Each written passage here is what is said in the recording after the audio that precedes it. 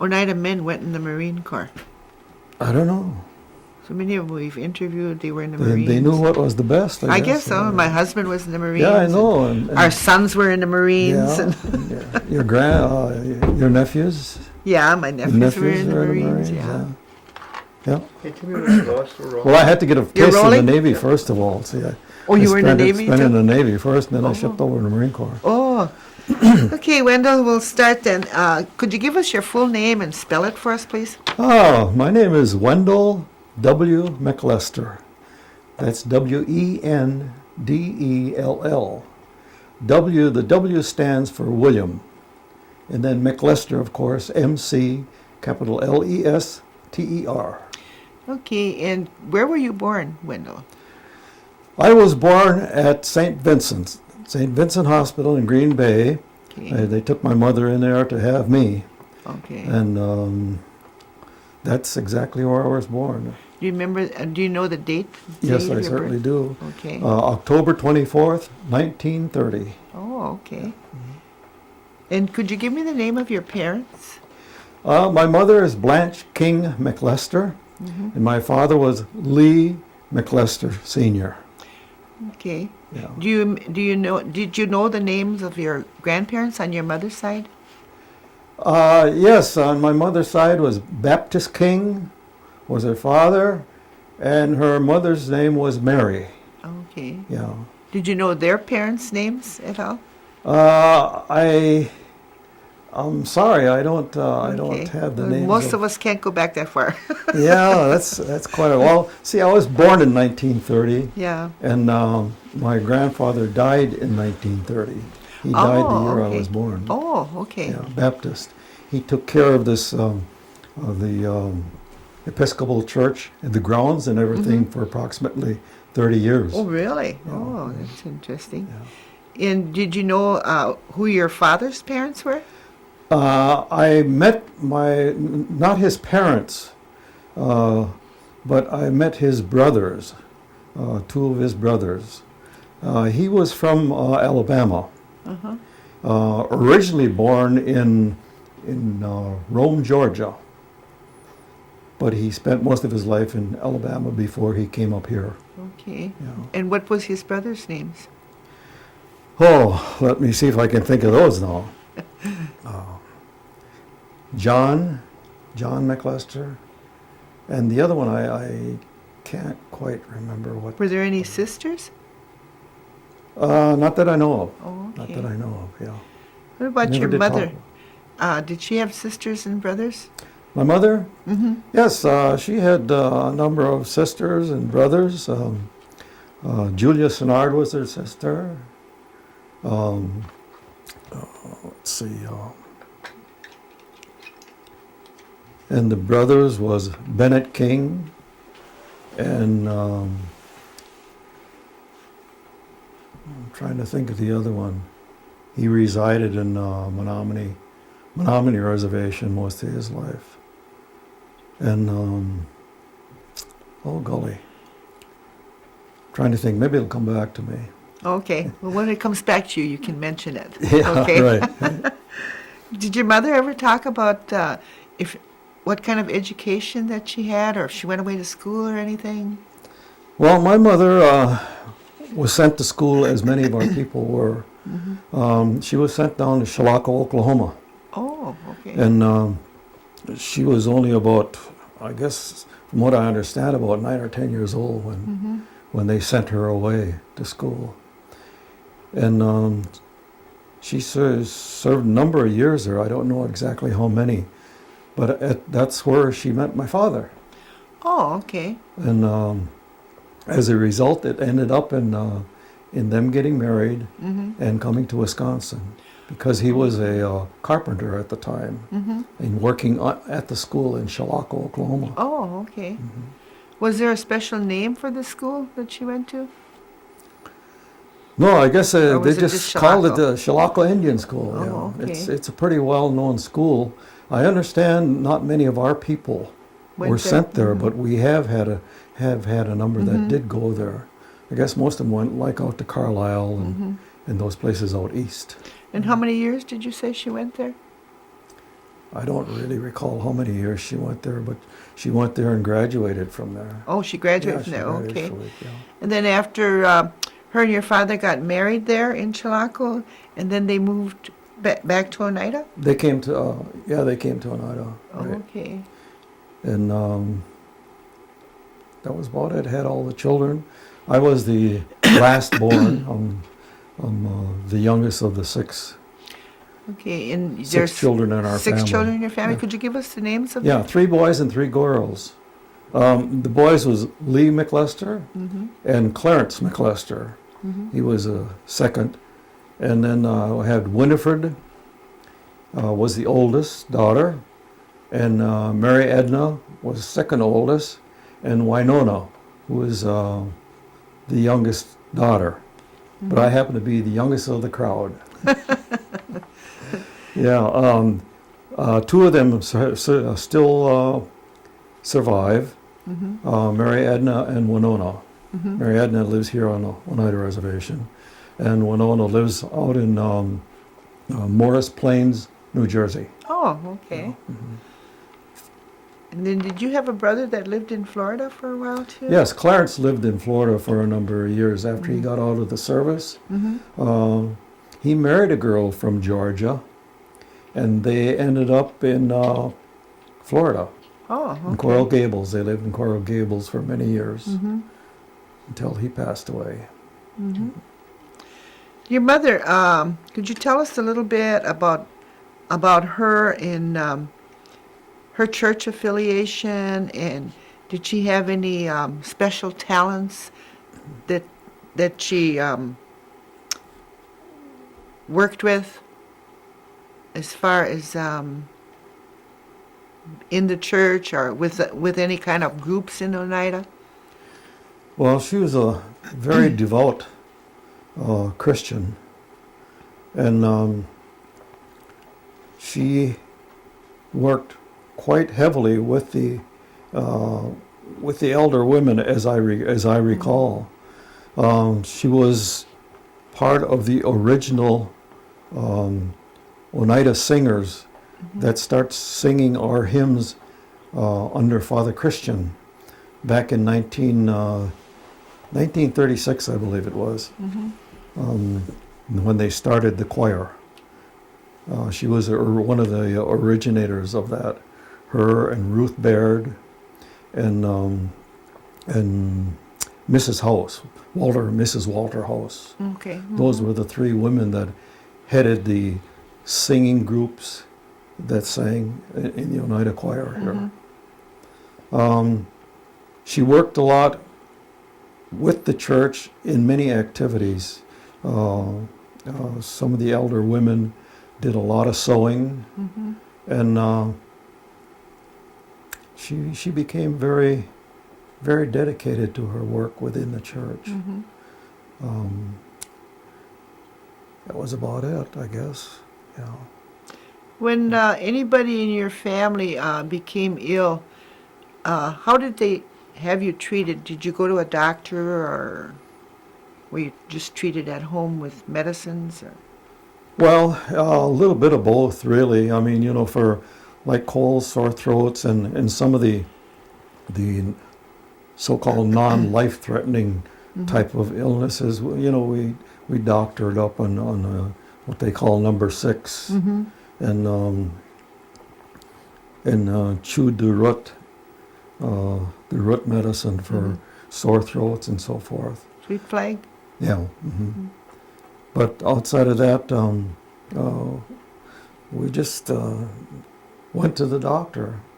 When Dr. Hill was still alive, some of us went there. However, we were pretty lucky within our family. We didn't have that much illness at the time. I can still remember Dr. Hill when I was going to school. I was going to, I had to get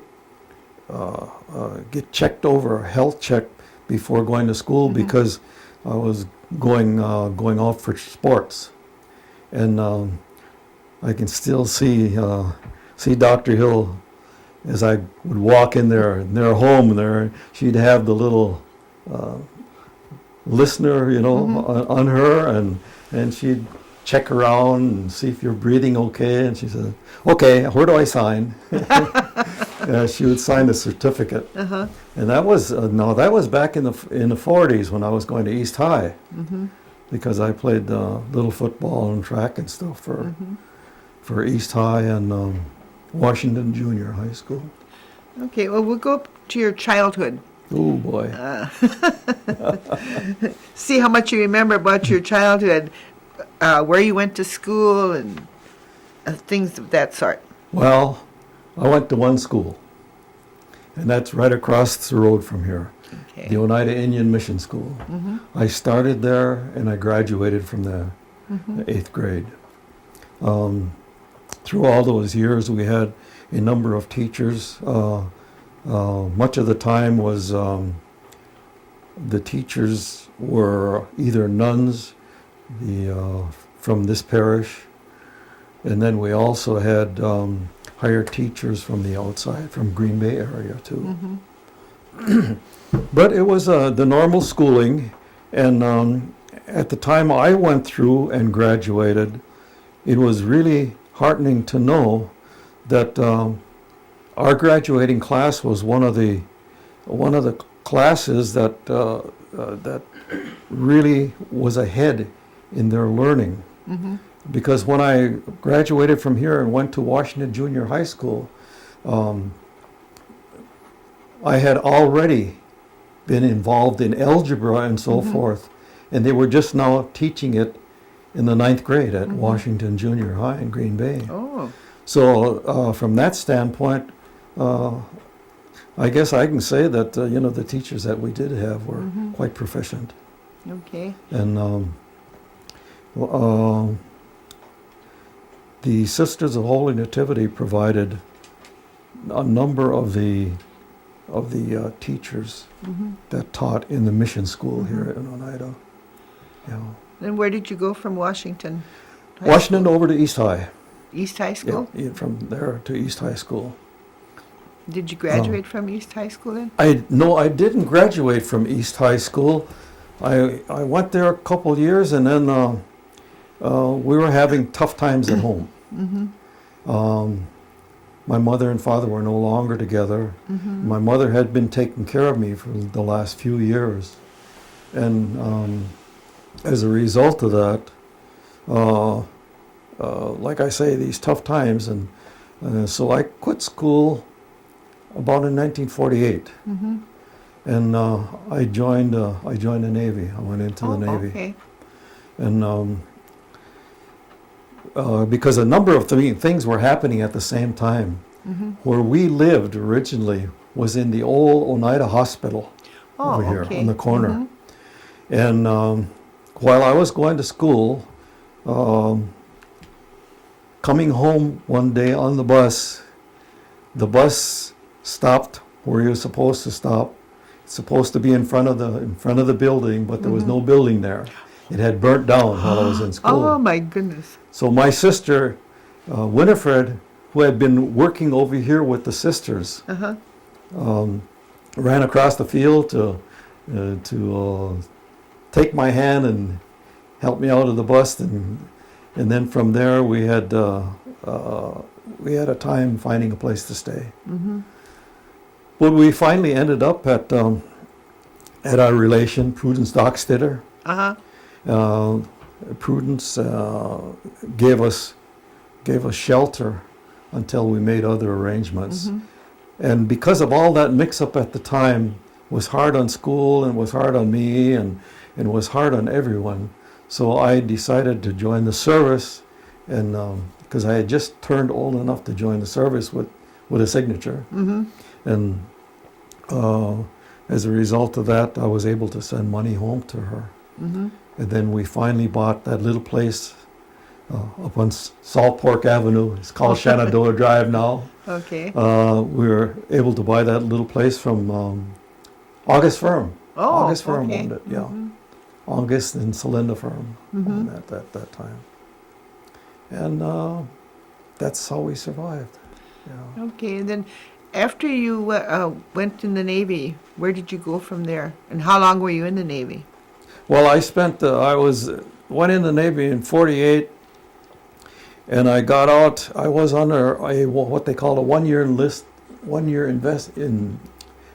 year U.S. NEV, enlisted volunteer for 1 year. Mm-hmm. And at that end of that year, they put me in the reserves. Mm-hmm. And I didn't care for the reserves because you really didn't do nothing, and I wasn't able to send any money home. Mm-hmm. So I shipped over in the Marine Corps. Oh, okay. Yeah, I shipped over in the Marine Corps in '51, and that's just before Korea started. Mm-hmm. And I shipped over in the Marine Corps and stayed in there until '53 and got out in 1953 out of the Marine Corps. Mm-hmm. And from then I came home, and one of the reasons why I did ship over, they give you about 30 days going from one service to the other without not interrupting your longevity in there. Mm-hmm. So what I did, I came home and I noticed that, geez, I couldn't get a job. Mm-hmm. Just wasn't able to get a job, you know. And I'd go down all the time looking for a job, and it seemed like, geez, what's the matter with me? Because other people that I've been going down there with were getting jobs at the Mm-hmm. paper mills and so Mm-hmm. forth, and I just couldn't get any. And it seemed like as soon as I put my address Oneida, well, that kind of stamped me right away. Yeah. So anyway, then I decided to go in Marine Corps. I went in Mhm. Marine Corps and made arrangements to send money home from my mother. Mm-hmm. And then we got the place, that little 2-room shack in Oneida, and Mhm. that's where we live. And how long did you stay in the Marine Corps then? I stayed in Marine Corps till 1953. Oh, okay. Yeah, I was in Marine Corps. I was in the process of training troops for overseas. And during this time, then, did you get married, or? No, Did you I meet didn't somebody? get married. I got hurt while I was at Camp Pendleton in California, Oh, okay. and we had quite a time there. I was laid up for 6 months in Mm-hmm. the hospital, and by the time I got out of the hospital and that, well, they did a reevaluation of me and found out that I wasn't physically capable Mm-hmm. to be back in the Corps under those circumstances. Mm-hmm.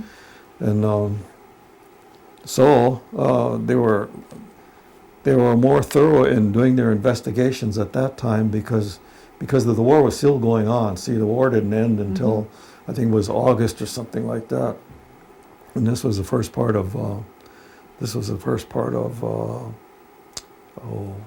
the year of '53. Mm-hmm.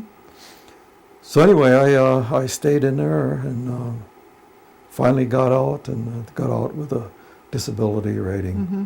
from the Marine Corps, and got out under honorable discharges, all 3 of them. So Oh, yeah, okay. yeah.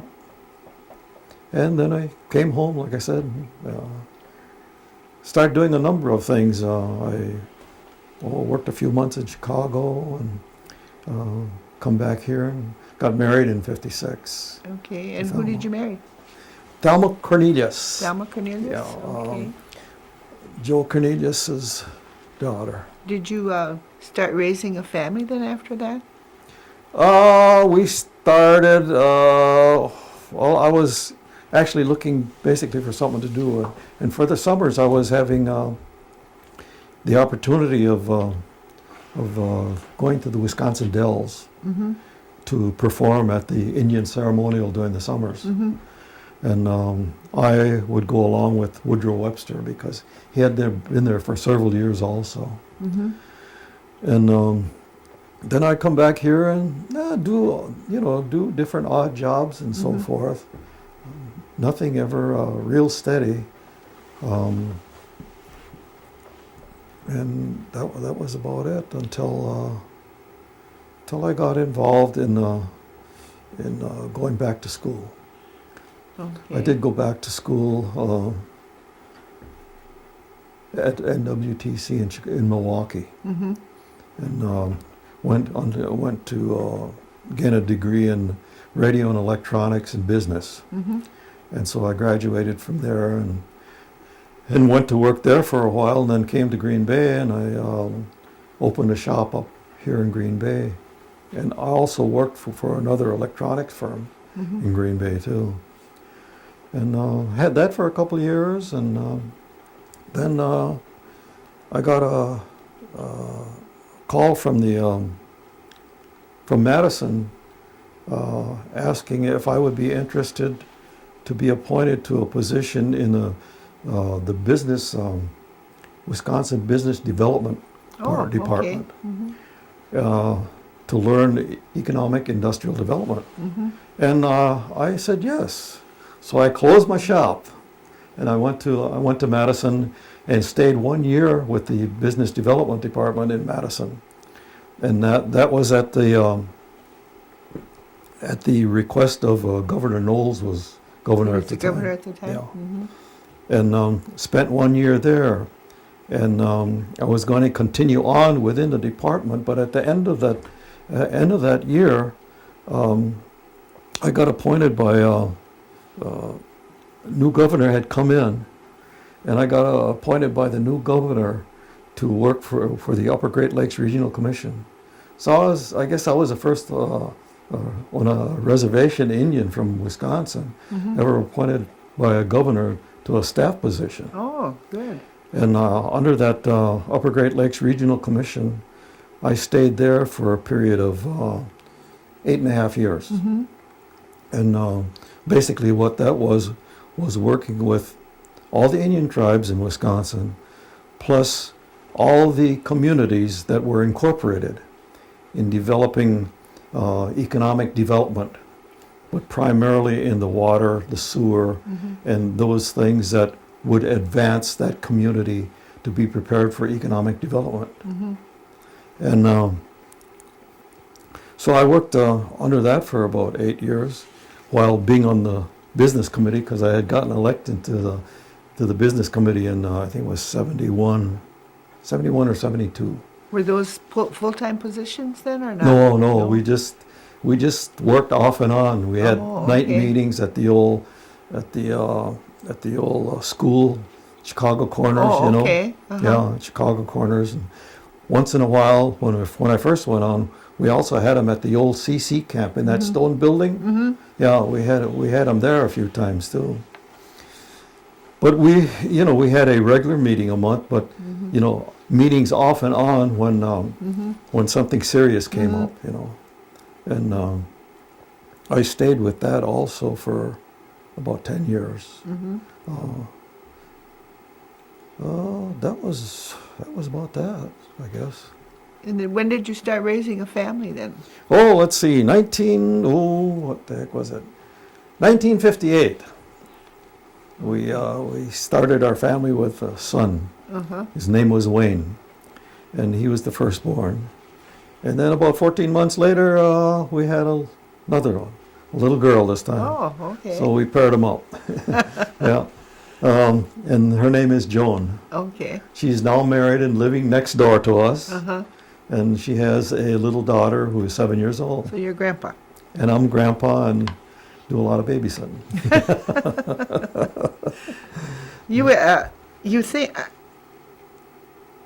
You were in Wisconsin Dells. Could you tell us a little bit about that? Was that in the entertainment field? That was it was entertainment for during the summer months for those people that were on vacation coming to the Dells to do all of their vacationing, I guess. And this was a ceremonial put on by the American Legion Oh, okay. through the Wisconsin Dells. Mm-hmm. And since that is just about in the center of Ho-Chunk land, Winnebago land at the time, that most of those in the ceremonial were Ho-Chunk.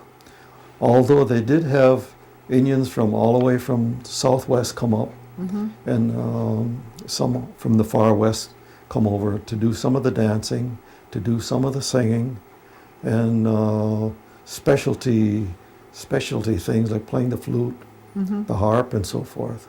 And what part did you play in this? Well, we sang, as I sang with a trio that made a quartet. We sang 2 or 3 songs, Indian Love Call being one of the main ones.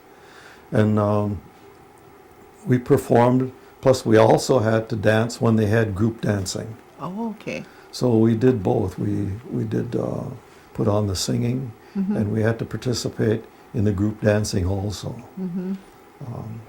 There were a number of different acts, so to speak, put on imitating birds, animals, and so forth, and just a very nice rounded out program there for so non-Indians could see, but trying to stay leaning towards traditional things at the same time. Oh, okay. Yeah.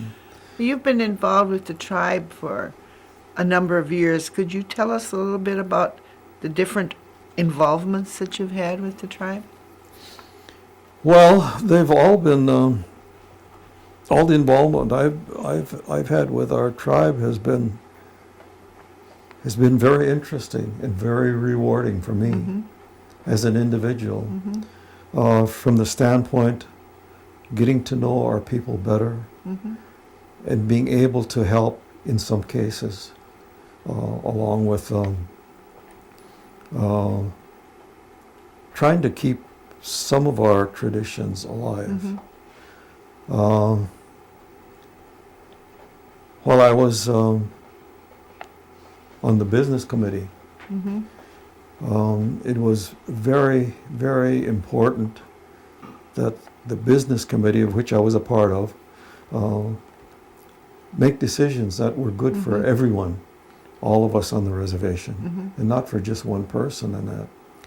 And sometimes that became difficult because some of the assistance was directed towards either a group or individual or whatever. But nevertheless, overall, I think everything was done that could be done at the time. I enjoyed my stay on the business committee while I was on there, and after I got off of there about in '82, somewhat '82, I went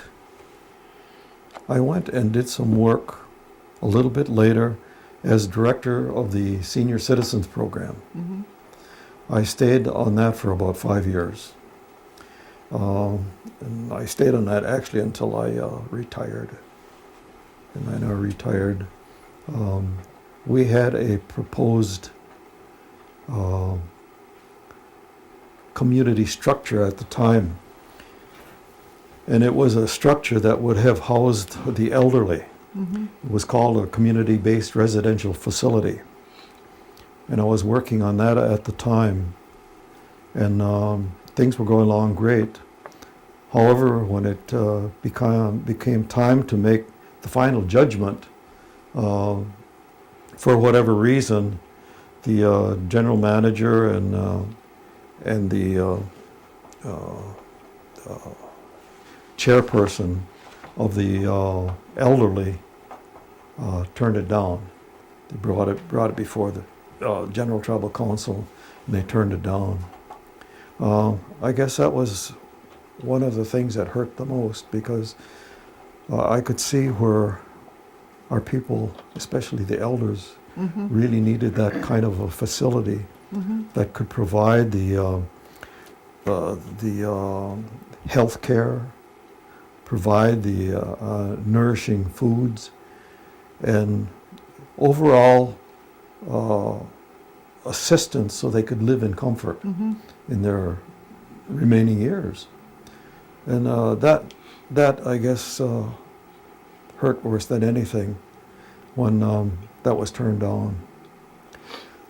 Outside of that, I enjoyed working because it's always nice to see the elders come in, like for their lunches at noontime, and with a big smile, and being able to, the tribe being able to provide them nourishing food.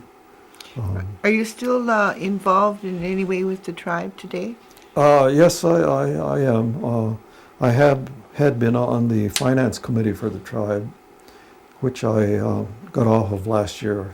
I've been off of the finance committee a year, and I chose to do that because I was appointed to the personnel commission, Mm-hmm. which I'm still on. Okay. I'm on the personnel commission now, and I didn't feel it proper to belong to two Mm-hmm. groups at the same time, Mm-hmm. because there's certainly enough work to do no matter what group you're with. Mm-hmm. I guess the finance committee was very interesting, though, Yeah. to know what was being requested of in Mhm. terms of Mhm.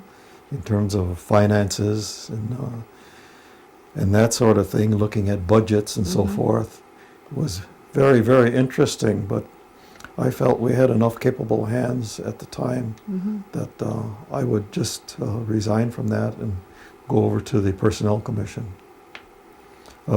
Since we've been more fortunate the last few years with our gaming and so forth, Mm-hmm. that I think in terms of the finances, I think they had to be looked at a little bit more serious in terms of investments and so forth. So I got on the Personnel Commission, and that's very interesting Mm-hmm. from the standpoint that I do meet a lot of people, and not all Oneidas, but going along with the regulations of the tribe that the tribe has imposed on the hiring. Mm-hmm. It's very interesting, and trying to promote the best qualified for the jobs. Do you feel that the Oneida tribe has enough programs and they're doing enough for the elderly? Well, I can't fully answer that right now because I'm not or haven't been involved with the elderly now for a few years. Okay. Up until the time I left there was a lot of things that could be done. Mm-hmm. I know we did a number of things, and through Title VI Mm-hmm. of the Older Americans Act, which provides federal funds along with state funds that come into the tribe also for food and just a number of things, assistance. And I also worked with Senator Feingold at one time, that we brought that one program in for the tribe, and we brought it more than just for the tribe. Mm-hmm. Was legislation, federal legislation that's where you have the person going to the elders' home and take care of them in their okay. own home. Mm-hmm. That Kind of like home care of some kind? yeah, that was brought in under Mm-hmm. our work here on Oneida directly with Senator Feingold, Mm-hmm. and so there have been a number of things that we have been involved in and worked with. But as far as today, I'm not that much in tune with the elders since I haven't been with the elders Yeah. now.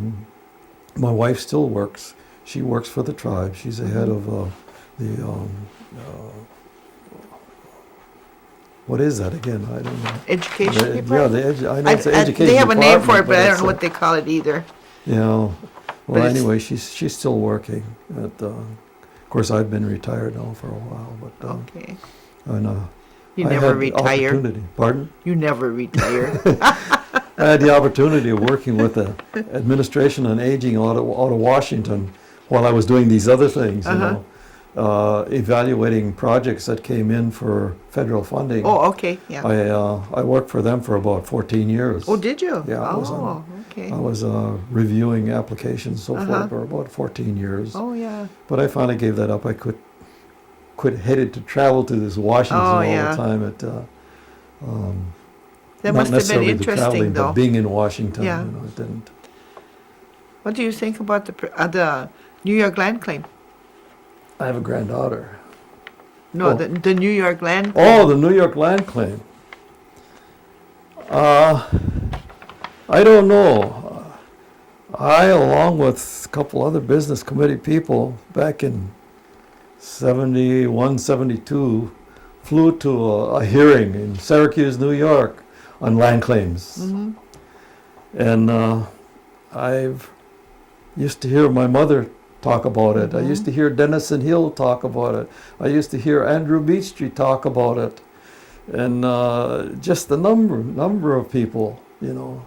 Goes back many years. And we're still talking about it. You get the impression that something is going to happen right now, but I'm not sure. And if it goes through the way that it's been proposed, I have some favorable comments regarding land claims. Plus, but I also have a lot of, I guess you would say concern. Mm-hmm. And that concern is buried around having another casino facility Mm-hmm. in another state. I realize that New York can't really come up with monetary figures because they're in debt all the time, and especially now. So I know there are other things that should be considered. Getting that proposed parcel of land tax-free in trust and so forth. That sounds good as part of the conditions, you know. But here again, I think we got another job that not many people are looking at. I haven't seen it discussed or presented at all, and that's our association and our feelings among our own people in New York. Mm-hmm. I think we need to provide more, what would you call it, more avenues of getting together with them. And More dialogue, probably? yeah, better dialogue and whatever, yes. That I feel is somewhat missing along the way. And with the Thames band, too. Yes. But outside of that, I guess whatever happens, you know, it's going to happen. What do you feel about the per capita payment that we get? That we're getting? Mm-hmm.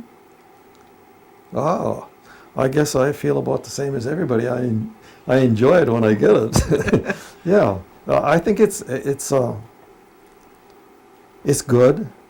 I think it's a good idea. I think possibly the distribution seems to be working with the amount that we're working with. And I don't know particularly, I haven't seen any figures on it, but the figures of total per capita versus the figures of our net income. And as a result of that, I'm still kind of wondering. I look at the Winnebago tribe, the Ho-Chunk tribe, and see what they're doing. And they seem to be providing quite a bit of per capita for their enrolled members. However, their enrollment is somewhat smaller than our enrollment. So I would think that I guess not knowing how this actually works out on paper, I guess we're doing all right with it. I don't know. But I think at some point in time we're going to have to pull back a little bit and start developing things around here, because I can see where we've involved ourselves in millions of dollars all across the country, from one side of the United States to from the eastern side to the western side now. And I'm not really all sure that is a workable type of thing for us. I would hope we could invest in something more substantial within and around our area. If not right on the reservation, off the reservation or close proximity to where we have more control. Things can get very easily out of control when they're that far away and that many partners involved in something. And not a day-to-day hands-on. Right. Right. Okay. Is there anything special that you'd like to tell us about your life? No, I'm just... Memorable things that nothing. stand out for you? Oh, everything's been wonderful in my life. I've had a great life, and I wished everybody could enjoy theirs as much as I've enjoyed mine. I had a wonderful family, brothers and sisters, a wonderful mother and father. Even though they separated, they were still wonderful, and they always treated me fine. One thing I give thanks for is that my father being Irish, being an Irishman, and my mother being full-blooded Oneida, I'm thankful that it was that way because my mother at one time used to talk about different things when I was small. When I was around and I would either do something good or do something bad, and my nickname at that time was Wink. Wink? Wink. Oh, okay. W-I-N-K, Wink. Oh, I never heard that one. Yeah, that's what I was by the family. If I did something wrong, no, Wink, don't do that. Of course, my mother would use the full name, but all the rest of the family would use Wink. Don't do that because, Turtle would never do that. She always referred back to the clan, Yeah. and that's how I have my feeling regarding the clan system, which we know very little about. Yeah. Because nobody seems to touch on it very much. But I can understand because being a matrilineal society, that we go down, through the mother's line and that, and that I guess it's just kind of lost along the way somehow. Yeah. However, I guess I always think back of my mother when she used to either correct me or pat me on the back or do something like that, I approached somebody one time because they asked me about what I had mentioned about the clan system, and they says, well, my mother wasn't Oneida either, and I says, yeah, but we Oneidas, we always had a way to take people in, there was always a way to bring them in. You could, I guess, what you would call, like if you took a child in from some other family, you could adopt them. Yeah, right. We do that. That's part of our tradition too. She said, "Oh, well, she didn't know that." But I guess from that standpoint, I liked it. I loved my young days. They were kind of tough because you didn't have anything, back at those days. I remember when I was going to school. I had one sweater. that I could wear, and that thing just wore itself out in a couple of years, But I spent those 8 years over here across the road at the mission, and those were wonderful years.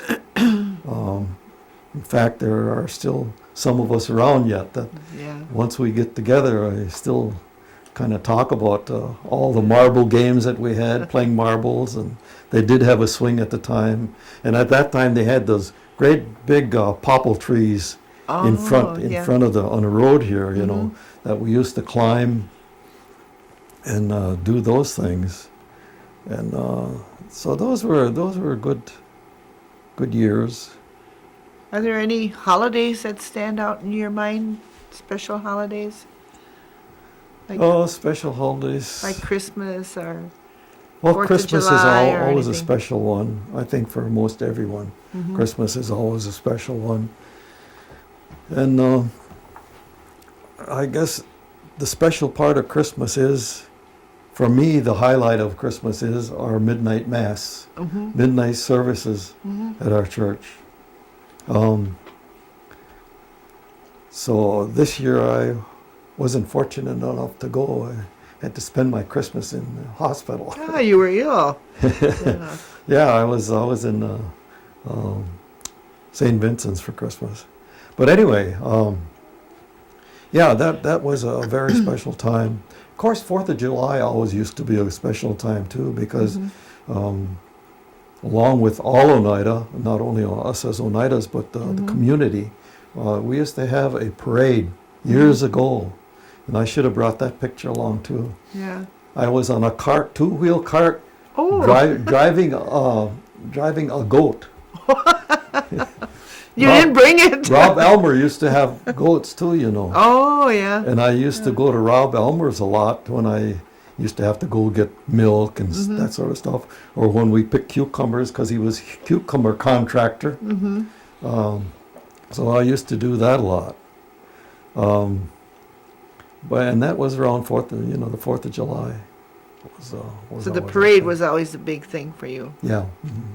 And then in the latter years, when we started that, the powwow here, you know, back in the 60s, late 60s, we started the powwow with Mary Greendeer and her husband at the time, Fred Greendeer, and George started that powwow. It's still going today, so that's kind of nice. We started that one behind the ballpark, Ball Diamond down here, where the Ball Diamond is. Yeah. And then the second year we went over to the CC camp. Yeah, I remember that one. Yeah. Okay. Then we came back, you know. But those were Memorial Day. Yeah. Memorable What do you days. remember about Old Oneida? I like to call it Old Oneida. You mean The way the Schrader's way and- the village used to be. What do you remember about it? well, I remember that we used to have a drugstore, and we still don't have any. Yeah, when Christopher had that drugstore Yeah, up there, yeah. And I remember the old post office. That's where Morgan's daughter lives over in there now. Yeah, and I used to go get mail up there. And then they moved it later on over into Schrader's, that add-on in Schrader's Market. You know. And Billy Morgan, I remember his mother and father. Let me see. And then you had Coonan's, the Coonan, the old Coonan gas station there, yeah. And Bob Appleton's gas station. Remember the old feed mill behind Schrader's there, that there was always trucks coming up there and getting their feed ground and everything. And then the church that used to be there, St. Joseph's Church, that was there where, close to where my nephew lives now. That was there, and just east of that, down a small hill, was the school. The school. And Was that called St. Joseph's School then? Pardon? Was that called St. Joseph's School? I think, I'm trying to think of the name of they gave the school. I think it was, though, because it was the same as the church. Yeah. Yeah, because that was St. Joseph Church. Yeah. I can always picture so many things in Oneida Yes. from when I was little. Oh, yeah, there's The relief office. the relief office. Yeah, that came along afterwards. Yeah. Used to go to the relief office, what was it? Once a month. Once a month. And I'd pull my wagon up to Oneida, and we'd load up and come home. Yeah. Yeah, those were quite The some good old days. Yeah, the good old days, yeah. No worries, no. That Well, was really nice. it seemed as though most of our people, you know, we we were closer. We were closer together at that time. And I don't know if it was because of the times were being hard, the times were hard, or what it was, but we were so much closer. I mean, even like things were put on in homes at the time, you know. Like for instance, you know, somebody would die and they would have a wake. Well, geez, you know, and especially if you were a singer or were going to get up and stand up and address the family and the crowd at home, you know, that there was more togetherness at the time. More like family. Yeah. And you'd go. A lot of us. I remember going and staying all night. You know, sleeping in a chair and that all night. Every once in a while, somebody get up and say something, or they'd bring something to eat, you know, or whatever, and those kind of things. But that was about it.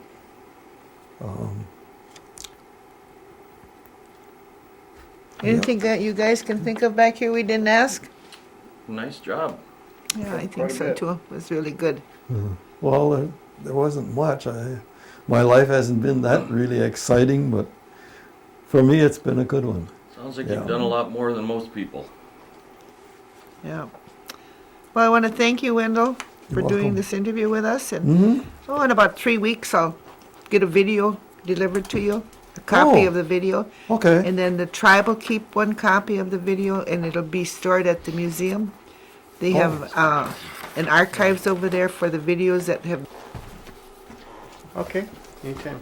Okay. Let me just write down what it is that he's saying. I don't have to write it.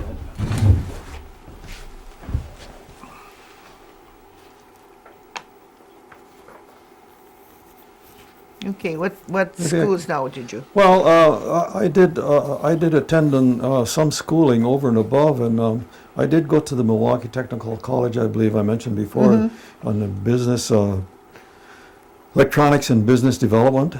I even went to the Northeast Wisconsin Technical College here, and that's where I took silversmithing.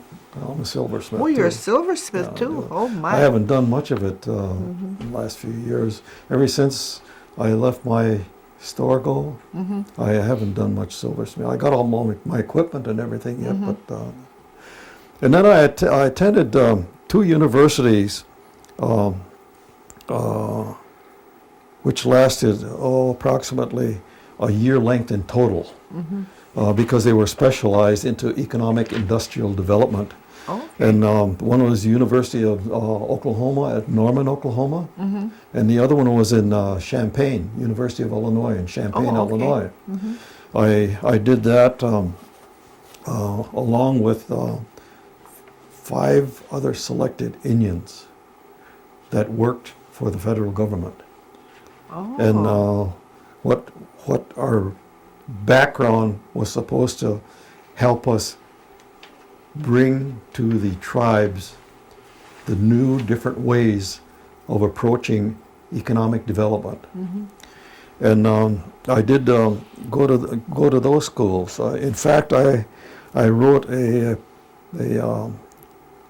what I consider a interesting chapter in the Industrial Development Manual for the Department of Commerce. Okay. Economic Development Administration, Department of Commerce. And I still have that book yet too. And that was made available to all the tribes at the time. So I've put some time in, and in terms of schooling background. And when I worked here in Wisconsin, I worked for the Economic Business Development program. And then I guess, some of the organizations that I did belong to, I belonged to the VFW post here in Oneida, the AMVETS post in Green Bay, AMVETS Chapter 3 post in Green Bay, the American Legion. I did form, at one time, a Oneida Indian Singers Cultural Association with the state. I formed that. back in, I think it was about 83 something, somewhere in that neighborhood. And like I mentioned before, I served in the United States Navy, Navy Reserves, and Marine Corps. And I guess that's about it as far as, that's concerned.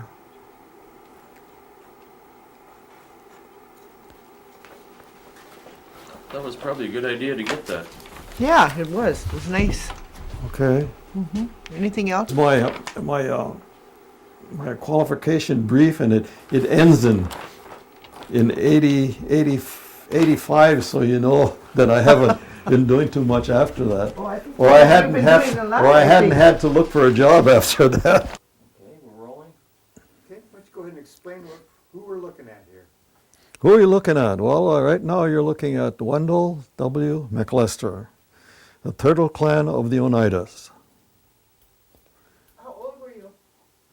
Well, my age today is just slightly over 74. I was born October 24, 1930. Those were the good old years. And how old were you in the picture? In the picture here, Yeah. this picture dates about 1967, Be around 30. approximately 1967, yes. Very good. Does it come through, Oh, yeah. or did I break it? No, it came through real nice. So